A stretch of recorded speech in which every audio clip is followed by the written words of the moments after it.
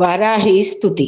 హలం కపాలం ముసలం వరం పాణించ బిభ్రతీం కలయే కోలవదనాం నీలవారిధర ప్రభాం పాదోరుహ పీఠగతాం పాదోదర మేచకాం కుటిల దంష్ట్రాం కపిలాక్షి త్రితయాం ఘనకుజ కుంభాం ప్రణవాంచిత వదాన్యాం దక్షోర్ధ్వరీరి ఖడ్గ ముసలమభీతి తదన్యతస్తద్వత్ శంఖం కేటహలవరాన్ కరేర్ధదానాం స్మరామి వార్తాళీం కామారీ దేవి కమలాసనస్తాం కామప్రదం కంకణభూషణాం తాం జాంబూనాదక్షేత్ర విరాజితాం వారాహీ దేవీం మనసా స్మరామి. సంధ్యా సమయం అయ్యాక అమ్మవారికి దూర్వాస మహాముని చెప్పిన ఈ శ్లోకాన్ని అందరూ చదువుకుని దానిమ్మ ఫలాన్ని నివేదన చెయ్యండి. అలాగే అమ్మవారి చేతిలో ఒక చేతిలో నాగలి, ఒక చేతిలో రోకలి ఉంటాయి. అలాగే శంఖం, చక్రం, కౌముది, గద, కమలం అన్నీ కూడా ఉంటాయి. కానీ ఇక్కడ వరాహస్వామి స్వరూపమే వారాహి కాబట్టి ఇక్కడ విష్ణుమూర్తి చేతిలో ఉన్న ఆయుధాలన్నీ కూడా మీకు ఇక్కడ కనబడతాయి.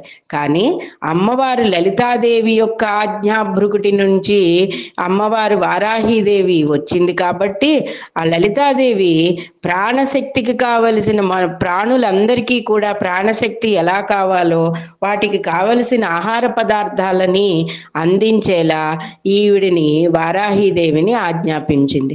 అలాగే కాకుండా మొత్తం ఈవిడ కమాండింగ్ అంతా కూడా ఈవిడ చేతిలోనే పెట్టింది. కాబట్టి ఇక్కడ ఒక పక్క దుక్కి దున్ని ప్రాణులందరికీ కూడా ప్రాణశక్తిని నిలిపేలాగా ఒక పక్క పంటలు పండించిన తర్వాత ఆ వరిని దంచి మనకి బియ్యం రూపంలో ఇవ్వడానికి రోకలి, ఈ రెండు అత్యంత ప్రధానమైన ఆయుధాలుగా ఇక్కడ మనకి చెప్పబడుతున్నాయి. అంతేకాకుండా వారాహీదేవి పూర్తిగా అమ్మవారి యొక్క అనుజ్ఞ లేకుండానే అమ్మవారి యొక్క భక్తులని సంరక్షిస్తూ ఉంటుంది. ఆవిడ దూర్తానామతి దూర, ఎవరైతే తన భక్తులున్నారో లలితాదేవి భక్తులున్నారో వారికి ఎవరైతే చెడు తలపెడుతున్నారో, ఎవరైతే ఈర్ష్య అసూయ ద్వేషాలతోటి ఆ భక్తుల జోలికి వస్తున్నారో వాళ్ళని దూరంగా అట్టేపెడుతుంది.